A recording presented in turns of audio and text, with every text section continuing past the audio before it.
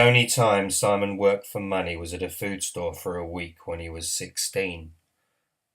His late father didn't believe in financial handouts, and so Simon had to work to earn money like the rest of us.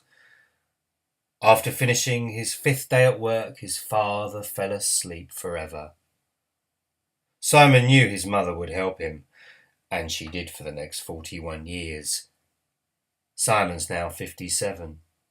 He lived off government benefits, and although he received thousands of pounds of help over the years for doing absolutely nothing, his mother also gave him extra money when he visited her.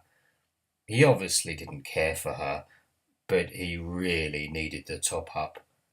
Every month she'd just buy him nice clothes, phones, and not so long ago a very sweet Apple Mac. When Simon was refused further unemployment and housing benefits because he couldn't get a job, any job, government monies stopped.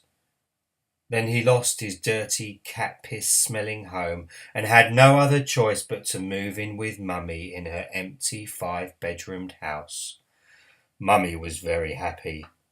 Now in her late years, she'd have a full-time carer, her favourite son.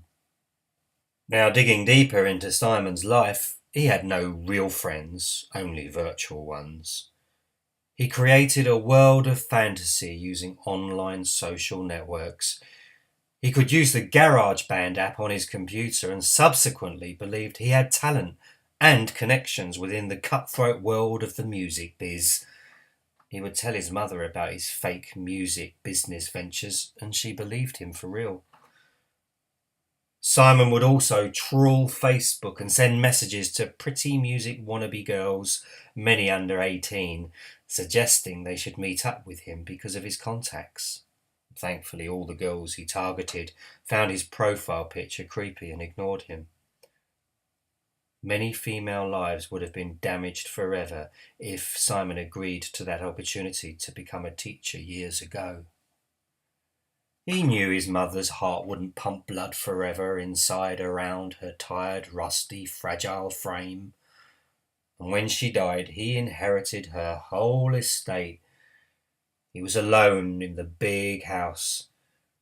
His mother was strict about the positions of all her ornaments and furniture. Everything had its place. Simon was never permitted to move anything out of place. Mummy's house, Mummy's rules. Being alone in the family home, he remembered other rules he forgot, like when he was a teenager, the attic was out of bounds, and his parents' bedroom. He laughed now as he jumped up and down on her old queen-sized mattress, all her treasured ornaments thrown into a skip. Simon felt blessed and free. Life begins at 59. For the first time he made his way into the attic, expecting to discover the usual boxes containing years of his dead parents' memories. He found the light switch and turned the bright white bulb on. Adrenaline suddenly flooded his heart, and his heart immediately became overwhelmed with adrenaline. Abnormal heartbeat rhythms were triggered, and he collapsed, crashing onto the floor, dead. Simon died of fright. After Simon was born, his mother gave birth again, twice. Once when Simon was 2, and the next and last time when he was 11 years young.